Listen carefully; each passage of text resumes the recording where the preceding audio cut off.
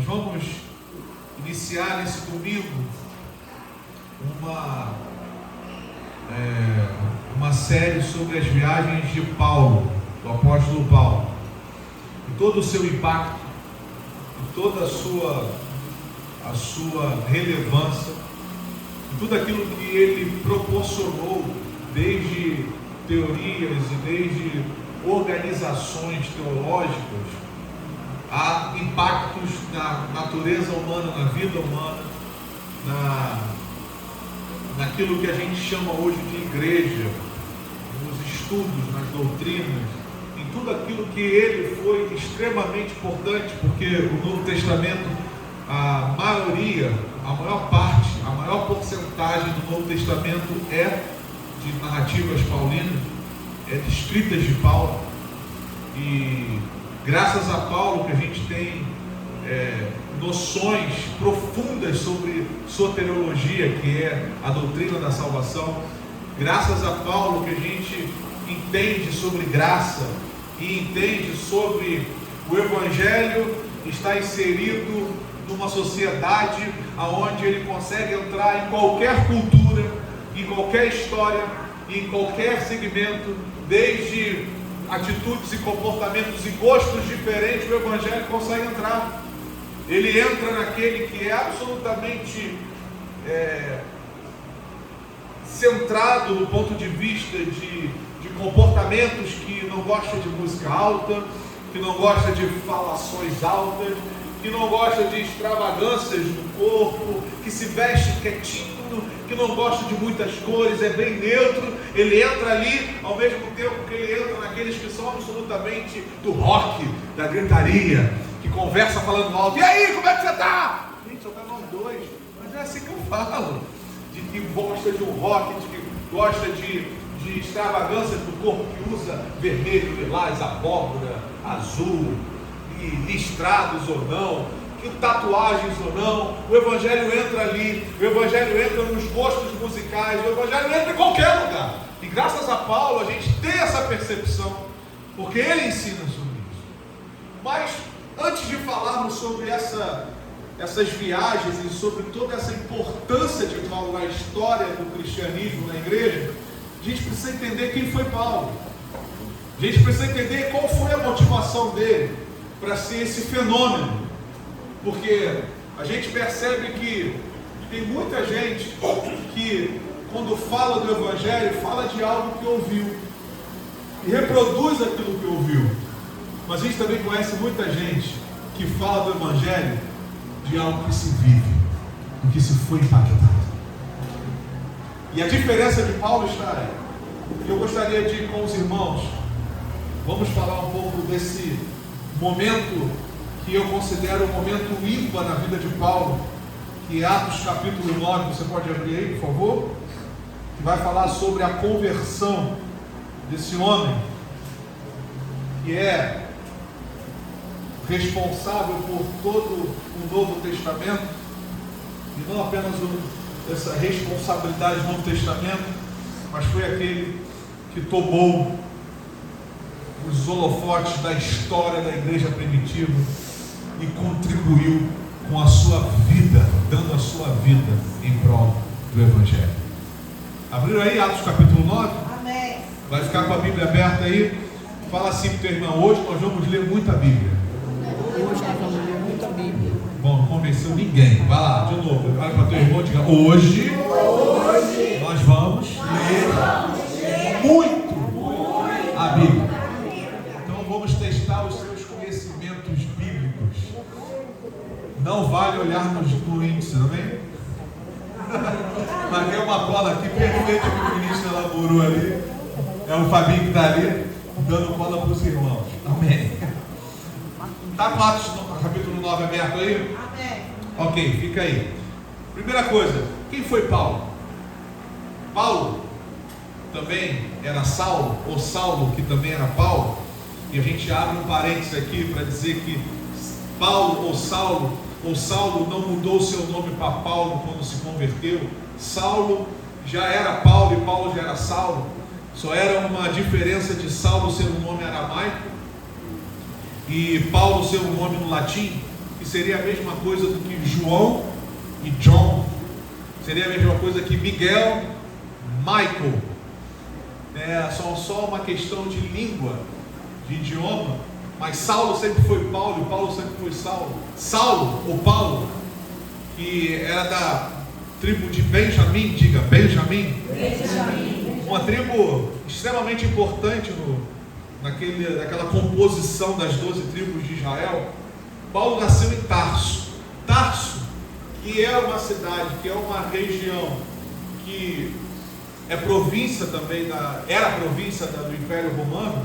Tarso tem uma significância muito interessante na história, principalmente de Roma, porque Roma usou muito essa região para ajudá-los nas conquistas, nas batalhas que eles tinham com os bárbaros daquela época.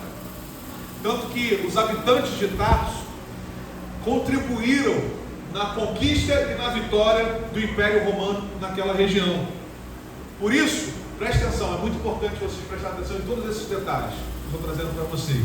Por isso que todos os cidadãos de Tarso, com a contribuição da guerra de Roma contra os bárbaros naquela época, eles foram premiados com a cidadania romana. Diga, cidadania romana. Cidadania romana. O que seria cidadania romana? Pergunta para quem está ao seu lado. O que é cidadania romana? Que raio que significa isso? A cidadania romana constituía-se em alguns privilégios. Era como se fosse algo muito importante, uma honra, e dava a esse cidadão privilégios esses que Paulo lá na frente, conforme nós avançarmos nas viagens de Paulo usou de um desses privilégios. Qual eram os privilégios que a cidadania romana concedia a todos aqueles que tinham? Diga assim: primeiro, ele era liberto das prisões.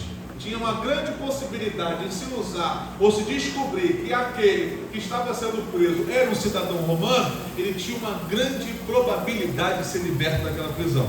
Diga, segundo, tinha o privilégio de evitar castigos. Ou seja, quando eram pegos em qualquer situação, seja elas suspeitas ou não, ele se apresentando como cidadão romano, ele era liberado de receber as chicotadas, as chibatadas. Diga, terceiro. Poderia pedir para ser julgado pelo próprio imperador, e ali sim receber, entre aspas, um julgamento justo. Então a cidadania romana, ela tinha alguns privilégios, e por causa dessa contribuição dos habitantes de Tarso, eles receberam. Alguns historiadores afirmam que possivelmente ou o pai ou o avô de Paulo recebeu essa cidadania.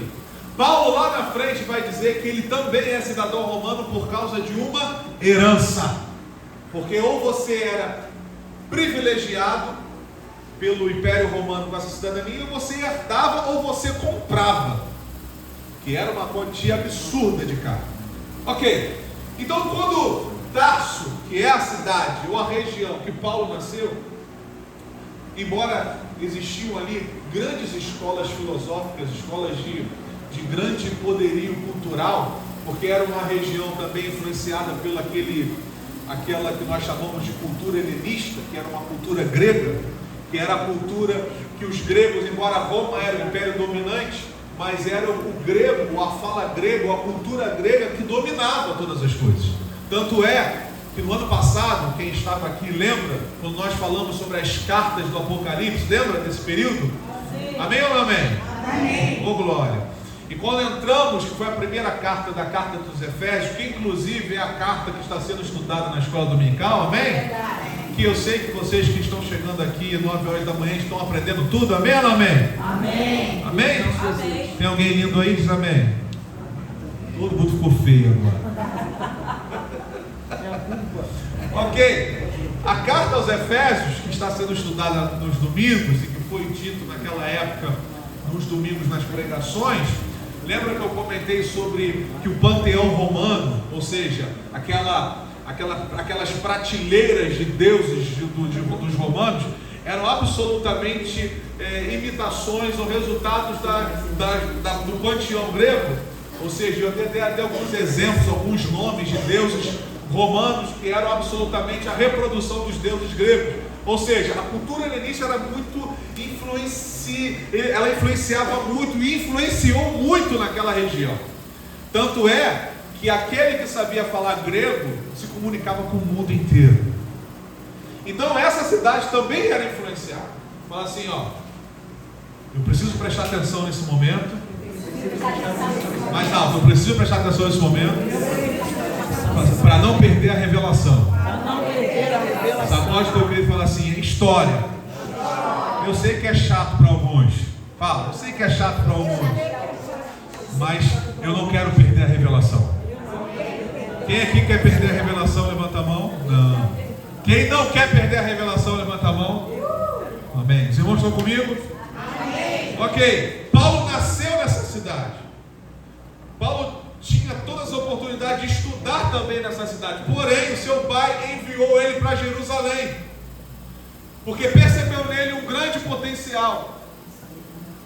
Há historiadores que vão dizer que durante o estudo de Paulo com um grande professor chamado Gamaliel, que vinha da escola de Iliel, e dizem que ele era neto de Iliel, Gamaliel, e a gente tem uma referência em Atos dos Apóstolos sobre a sabedoria desse professor, desse fariseu, quando chegam para eles e falam sobre a questão de perseguir os cristãos, e que não era uma seita e tal, e ele com muita sabedoria fala, gente, calma, se for de Deus, vai continuar, se não for de Deus, vai acabar. E muito de nós não dá importância para esse conselho, porque é pejorativamente colocado como um fariseu que falou isso. Mas se todos nós tivéssemos essa sabedoria de percebermos que o que é de Deus dura e o que não é de Deus acaba, toda a nossa vida seria muito mais simplificada. Então Paulo foi instruído por esse homem. Alguns historiadores vão dizer que Paulo se destacou tanto pela sua inteligência que ele se tornou rapidamente a referência da classe, e assim já foi constituído como um fariseu, um grande fariseu.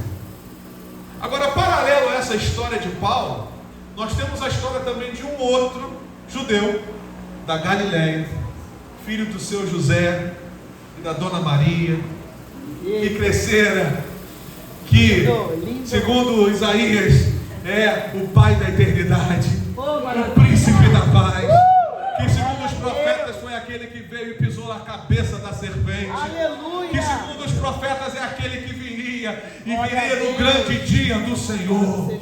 Que segundo o profeta Isaías capítulo 61 é aquele que o Espírito de Deus estaria sobre ele, e ele pregaria e libertaria aqueles que estivessem presos, daria alegria para os tristes, óleo de alegria ao invés de luto. É aquele que mudaria a história da humanidade, e mudou a história da humanidade. Esse brasileiro, esse Galileu, paralelo à história de Paulo, quando Paulo crescia numa visão de um farisaísmo profundo, de zeloso e de amante das leis e das narrativas bíblicas da época, vinha o Galileu crescendo em graça e misericórdia, pregando, curando, libertando, morreu e ao terceiro dia ressuscitou, e hoje está à destra do Pai, olhando para a igreja, Ministério Resgatar, intercedendo por cada um de nós e preparando uma grande reviravolta na sua vida, no nome de Jesus. Se você crê, sacode o teu querido e fala assim: é história, mas tem revelação. Glória a Deus. Jesus subiu, os discípulos ficaram. Os discípulos começaram a divulgar essa ideia de que o reino de Deus estava aqui. Pedro toma a palavra no Atos capítulo 1 e constitui mais um discípulo no lugar de Judas, e começa a pregar em Atos capítulo 2 o que nós chamamos de o dia de Pentecostes. Você vê a palavra de Pedro, é uma palavra simples, mas ela tinha um objetivo: é falar quem era Jesus e o que Jesus acontecera com Jesus. Ele morreu e ele ressuscitou. Creia no Senhor Jesus Cristo e serás salvo. Esse era o querigma, é uma expressão grega, querigma dos apóstolos. Era a doutrina dos apóstolos. exatamente essa. Não tinha, venha, declare, eu vou prosperar, declare, eu vou ser cabeça, eu nasci para ser cabeça, declare, eu vou ter 50 carros, declare, todas as casas da Curicica vai ser minha, declare, eu vou mandar em tudo, declare, eu sou o que sou, declare. Não, era doutrina de que Jesus salva. Glória a Deus. Creia no Senhor Jesus e serás salvo. Creia em Jesus e serás salvo. Era a doutrina dos discípulos. E eles começaram a pregar. E começaram a lamber Jerusalém. A mensagem vinha com uma simplicidade, mas vinha do poder do Espírito. E eles iam lambendo tudo. E diz o historiador Lucas, que escreveu Atos, dizendo que o Senhor venha acrescentando aqueles que iam sendo salvos. Não tinha esforço, não tinha sacrifícios humanos. Era uma palavra simples. E o Senhor abençoava e o povo era salvo. Paralelo a esse crescimento da igreja, aparece de novo Paulo, agora formado fariseu, agora como um homem de destaque, de inteligência superior a todos os alunos da sua classe, um homem diferenciado, se levanta e como um bom zelote, como um bom zeloso, como um bom homem de lei, em que guarda e protege a lei de qualquer heresia, ele parte contra esses discípulos do Galileu, para acabar com eles. Vamos ler a Bíblia? Abra comigo aí. Estão com a Bíblia aí? Sim. Atos 9:1, nós abrimos. Diz assim: e Saulo, que também era Paulo, respirando ainda ameaças e morte contra os discípulos do Senhor, dirigiu-se ao sumo sacerdote. A expressão do original aqui é como uma fera incontrolada. Esse aspirar morte contra os discípulos, a expressão grega é a semelhança de uma fera incontrolada. Paulo estava incontrolável. Paulo queria arrebentar com os discípulos. Nem parece o apóstolo que nós vamos pregar daqui a pouco, né? Paulo queria matá-los. Ele o quê? Isso é seita. Eu vou matar, Já viu alguém descontrolado? Quem já viu? Todo mundo é crente demais, eu fico envergonhado. Talvez a pergunta tenha sido diferente, né? Quem já ficou incontrolado? Quem aqui fica igual uma fera às vezes? Quem já ficou igual uma fera às vezes? Levante a mão e seja crente sem mentir.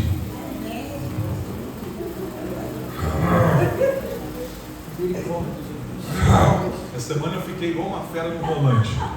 Aí o cara me deu uma fechada sem necessidade, sem nenhuma necessidade. Me fechou o carro. Aí a Diana até brincou: agora eu quero ver ele fechar a Polícia Federal que está na frente. Aí virou crente, aí andou, veio para a pista correta. Quando passou a Polícia Federal, se desviou de novo. Eu no volante, eu fiquei uma fera. Aí depois eu fiquei quieto. O que foi, amor? Não, estou piorando. Voltando ao meu estado normal. Isso ainda mexe muito comigo. Esses comportamentos que colocam em risco outras pessoas. Puxa a fera dentro de mim. Eu tenho que domá-la, tenho que controlá-la e falar: fica quieta aí, no nome de Jesus. Mas às vezes a gente fica com essa fera. Paulo era só fera, meu irmão. Ele queria arrebentar com os discípulos. Então esse Paulo, que é o grande apóstolo, antes de Jesus, ele era uma fera incontrolável. Abra comigo aí, ou Fabinho para te ajudar. 1 Timóteo 1,13. Rapidinho para o nosso horário. 1 Timóteo 1,13. Fabinho provavelmente será mais rápido do que nós.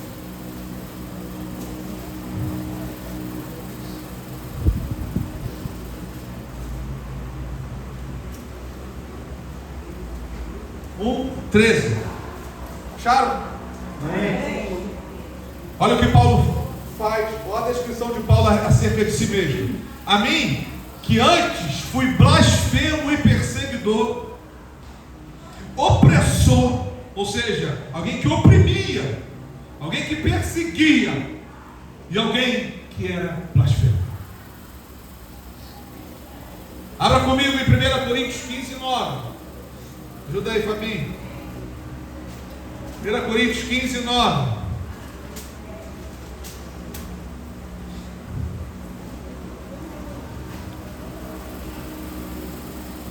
Só a última parte do versículo 9. Pois que eu persegui a igreja de Deus. Abra comigo em Gálatas 1:13.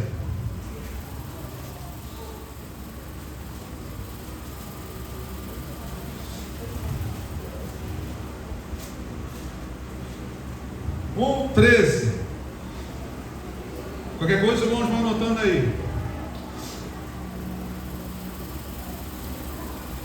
Porque já ouviste qual foi antigamente a minha conduta no judaísmo? Como sobremaneira perseguia a igreja e a assolava. Não apenas perseguia, mas assolava. Tem uma outra passagem que ele vai dizer que ele entrava nas casas dos crentes e estava lá todo mundo crente, olhando para almoçar. Senhor, Adonai, Shalom, Shalom, Shalom. E aí vinha Paulo e na porta pegava os crentes, jogava para a rua, dava uma coça e levava para ser preso. O grande apóstolo Paulo. Olha o que diz aqui. Volta para Atos 9:21. 9:21. Olha o testemunho dos discípulos. Não é este o que em Jerusalém perseguia os que invocavam este nome? Não é esse o grande perseguidor da igreja? E a palavra aqui, perseguidor, é outra tradução. Não é este que exterminava. E aí entra um parênteses. Algumas traduções usam essa expressão exterminar. A nova versão usa perseguir. Mas a revista atualizada da Almeida, revista atualizada, se eu não me engano, ela usa essa expressão exterminar, que nos leva a um pensamento básico. O que significa exterminar? Acabar. Vamos ser mais específico com relação a uma vida. Significa? Provavelmente Paulo matou um monte de cristãos. Provavelmente ele matou um monte de irmãos em Cristo. E fazendo isso, acreditando com todo o seu coração que estava fazendo para Deus.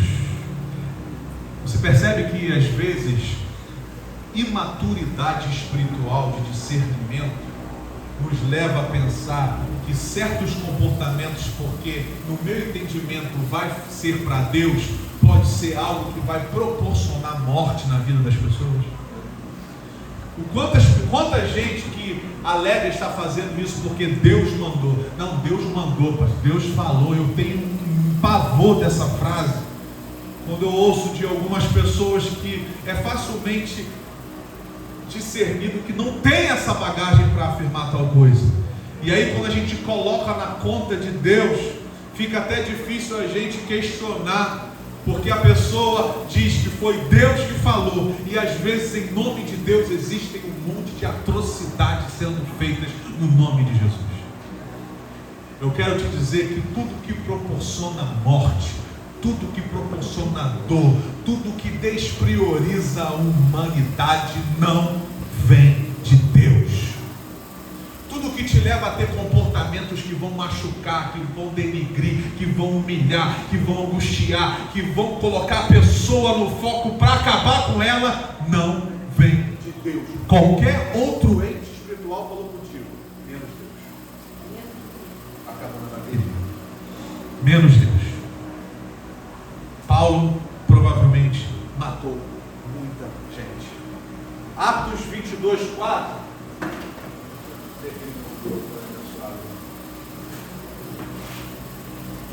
Atos 22:4 diz que Paulo não apenas perseguia os cristãos, mas ele perseguia também as ideias e a base dos cristãos, porque diz que ele perseguia.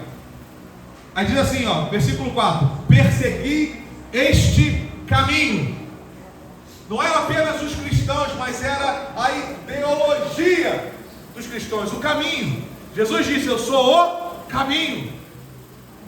Ele perseguia também as ideias, a base, o conceito do Evangelho dos cristãos. Atos 26:10 diz que ele mandou matar muita gente em Jerusalém. Atos 26:10. O que também fiz em Jerusalém, e havendo recebido poder dos principais dos sacerdotes, encerrei muitos dos santos nas prisões, e quando os matavam, eu dava o meu voto contra eles. Paulo também votou para a morte de muitos cristãos. E Atos 26:11, pula só um versículo: e castigando-os muitas vezes por todas as sinagogas, os obriguei a blasfemar. Não apenas perseguindo os crentes, matando os crentes, perseguindo a ideia e a base dos crentes no Evangelho, ele ainda obrigava aos crentes a dizer: nega Jesus agora, nega, senão morre, cabra ruim. Esse indomesticável, inadministrável fariseu assassino provocou o caos no início da igreja primitiva. Ninguém se metia com Paulo, ninguém peitava Paulo, nenhum dos discípulos enfrentou a Paulo, mas um dia Paulo entrou no caminho de Damasco. É aqui que eu quero começar a pregar para os irmãos. Que impacto foi esse que mudou Paulo? Porque ele tinha certeza que ele estava fazendo a vontade de Deus. Ele tinha certeza que ele era de Deus, que ele era um instrumento de Deus para acabar com a heresia. Mas algo aconteceu que mudou a mente desse brilhante homem, mudou a história desse grande homem. O que aconteceu? Pergunta: o que aconteceu, pastor? Ah, pelo amor de Deus, não há curiosidade não. O que aconteceu, pastor? Ele se converteu. Espera aí. O que é conversão? A gente tem uma ideia de conversão muito errada. Conversão para os crentes de hoje é botar a Bíblia como desodorante debaixo das axilas, ou para os jovens do sovaco. Aqui, ó, sou crente. Por quê? A Bíblia aqui, tá vendo não? Sou crente. Se converter para algumas pessoas é ter um linguajar de crente. Ai, droga, maldita pedra. Se converteu, ai, aleluia. Sou crente, me converti. O irmão te irritar, você desgraçado, maldito seja. Aí você é crente, você abençoado, filho do Deus vivo, oh, profeta das nações. Ser crente para algumas pessoas é sempre orar antes de comer. Jesus, misericórdia, perdão, Senhor, perdão, Senhor, perdão, Senhor, perdão, Senhor. Eu comi antes de orar. Ser crente para algumas pessoas é não ver certos filmes. Não, tem muita ação, tem muita violência, tem muito tiro, tem muita bala no pente. Não, agora eu só quero ver série coreana.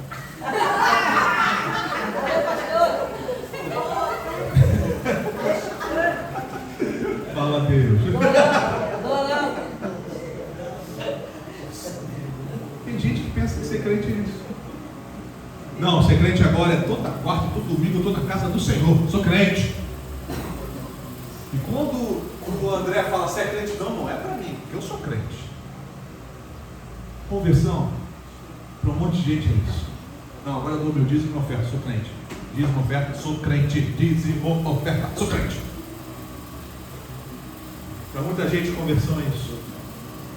Por isso que a gente encontra um monte de crente com ódio no coração. A gente encontra um monte de crente cheio de legalismos.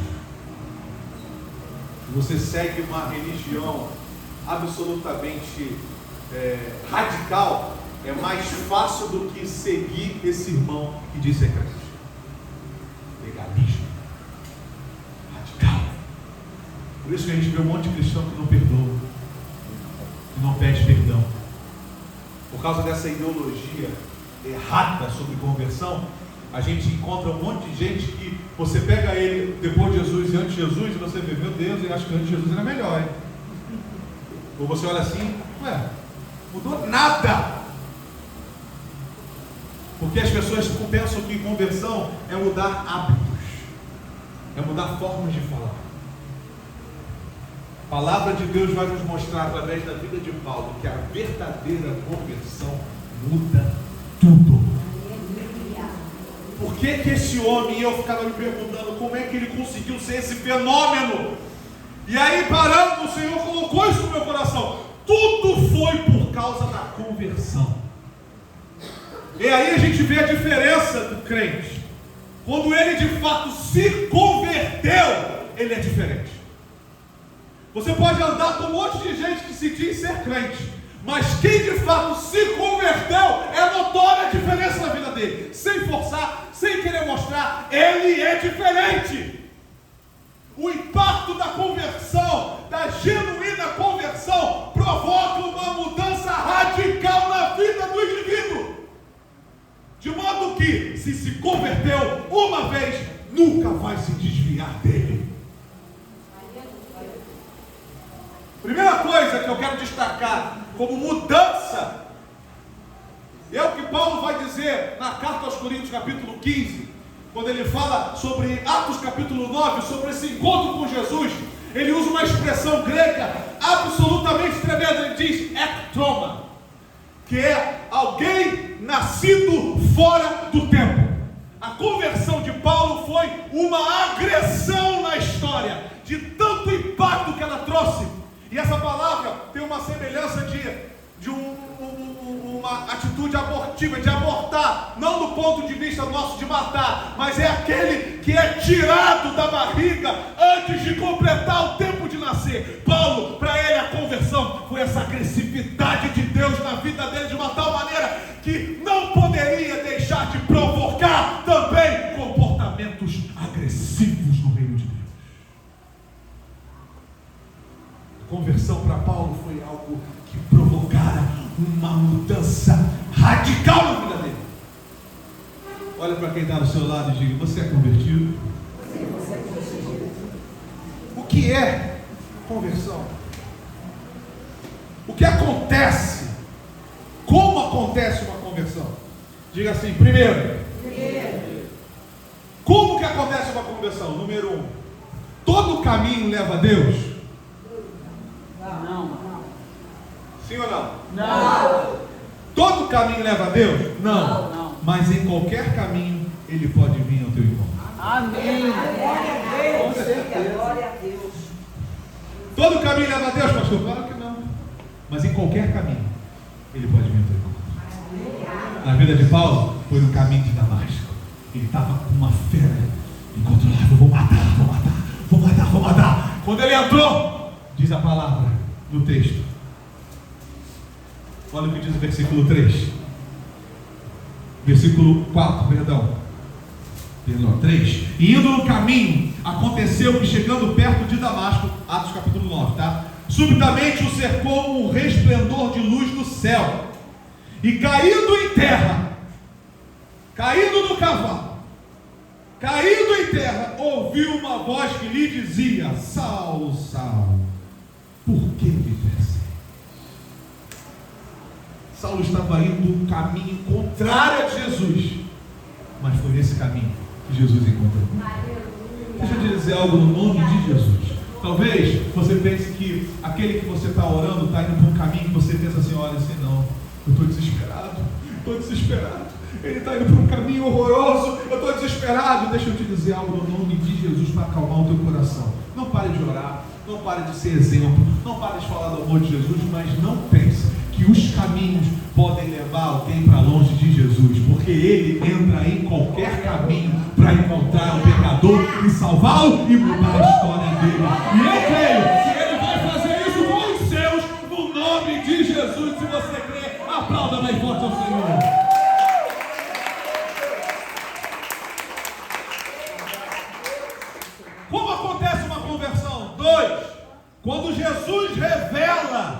quando Jesus se revela, quando Jesus aparece, quando ele se apresenta, toda resistência humana cai por terra.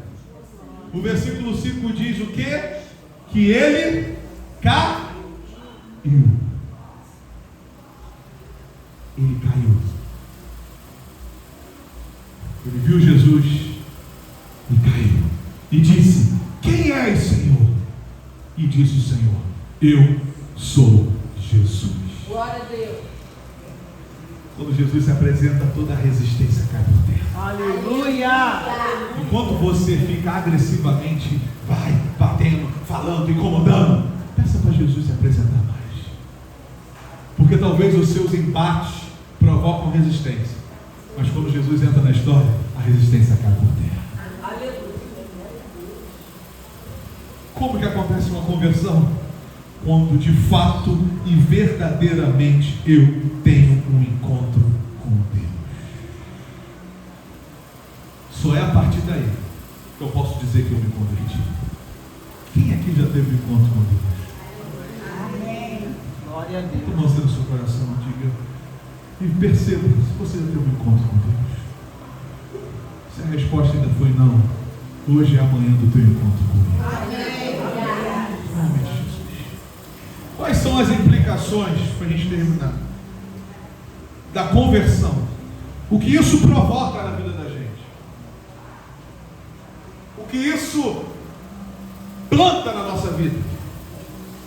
Primeiro, a conversão muda a forma de enxergar a vida, o mundo, as pessoas e si mesmo. Presta atenção. Toda conversão, estão comigo?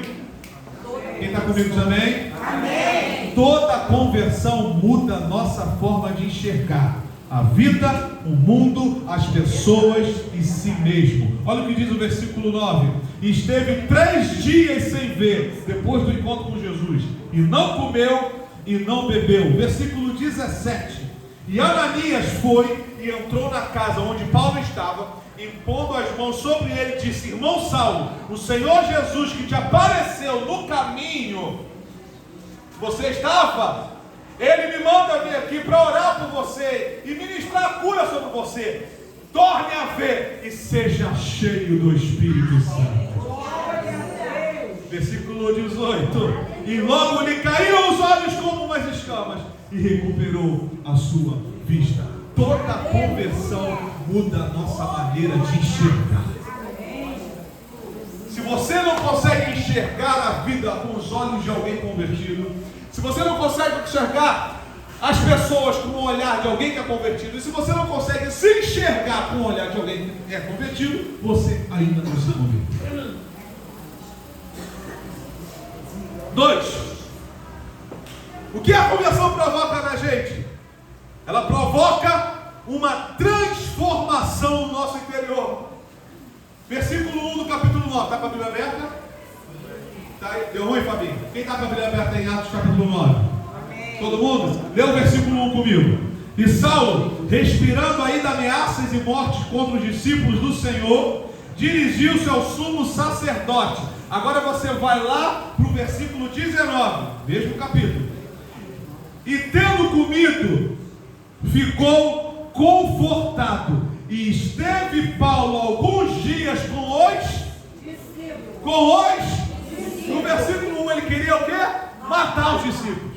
No versículo 19 o que ele estava fazendo? Comendo, estava na presença dos discípulos, seguidores. Conversão muda, transforma o nosso interior.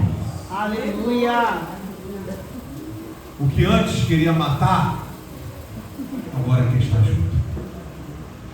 Quem odiava não odeia mais. Quem não perdoava, perdoa. Quem agredia e não se arrependia, hoje pede perdão. Glória a Deus. Quem não amava, ama. Quem não abraçava, abraça. Quem não tinha misericórdia é misericordioso. A conversão precisa mudar o nosso interior. Amém ou não amém? Amém. Terceiro, ela modifica o nosso exterior. ela transforma o interior e modifica o nosso exterior. Olha o versículo 20. E logo, na sinagoga, aquele que entrava na sinagoga, que perseguia, que matava, que tirava da sinagoga, olha o versículo 20, e logo, entrando nas sinagogas, pregava a respeito de Jesus. Pregava a respeito de Jesus, que este era filho de Deus. Agora olha o versículo 22. Saulo, porém, se esforçava muito mais e confundia os judeus que habitavam em Damasco, lugar no qual ele foi para matar os cristãos. Ele agora confundia todos os judeus, provando que Jesus era o Cristo. Não sei você, Aleluia, Jesus. mas para entender as viagens de Paulo, eu preciso entender a conversão de Paulo. Eu não sei você, mas para entender por que tipo de vida você está levando hoje, talvez seja por causa do tipo de conversão que você teve. Eu não sei você, mas conversão tem que mudar. Eu não sei você, mas conversão não é pulo. Pulo é maravilhoso e eu pulo, gosto de pular. Quem me observa vê. Conversão não é na hora dos louvores, é a hora que eu sinto mais Deus.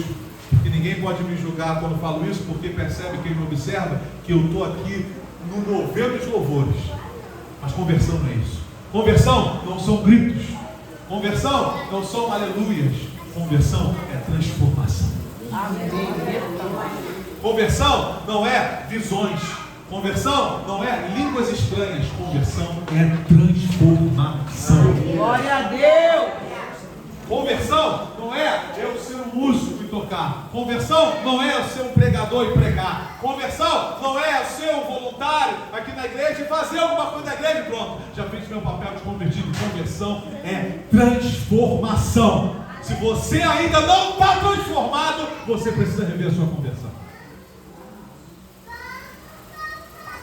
O que aconteceu aqui foi a mudança radical na vida de um homem. Por isso que eu estou lhe dizendo, preste atenção na história para não perder a revelação. Um homem que matava, um homem que perseguia, agora é o mesmo homem que entra nos lugares que ele matava, que ele assolava, para pregar sobre Jesus e o melhor, provar. Diga, provar. Provar. Pelo amor de Deus, me ajuda a pregar. Diga, provar. Provar. O que significa provar que Jesus é o Cristo? Não é chegar e falar assim, Jesus é Cristo. Não. Provar requer conhecimento. Provar requer exposição. Provar é pegar as escrituras e mostrar de Gênesis a Malaquias, que era a Bíblia do Antigo Testamento, salvando a ordem que não era essa, mas é basicamente isso. É você pegar as escrituras e provar de Gênesis ao último livro da Bíblia que tem dia que é Crônicas. Pregar e ir lembrando e mostrando que esse Jesus, que ele mesmo estava perseguindo, ele está enxergando nas escrituras que ele é o Cristo. Aleluia. Glória a Deus. Que antes perseguia os cristãos com o aval dos judeus, agora é aquele que confunde os judeus, dizendo que Jesus é o Cristo. Isso é conversão. E para a gente fechar, se converter é viver com a consciência de alguém que é escolhido de Deus. Versículo 15, Ananias orando. Jesus disse, vá lá e ora por Paulo. Ele, não vou mesmo. Senhor, sabe quem é esse cara, né? Esse cara era um brabão. Esse cara era o que matava, era o que assolava. Esse cara era o perturbador. Esse cara era alguém que qualquer gente do caminho estava com risco de morte do lado dele. Esse cara é o matador, é o brabo. Jesus olha para Ananias e diz, não fale assim dele, porque para mim ele é um vaso escolhido. Deixa eu te dizer algo no nome de Jesus, meu irmão. Domingo que vem a gente entra nas viagens e vamos perceber os impactos desse homem. Mas antes disso, a gente tem que entender que tudo também depende da nossa conversão. Aleluia. Te pergunto, você se converteu mesmo? Feche seus olhos, por favor. muito difícil.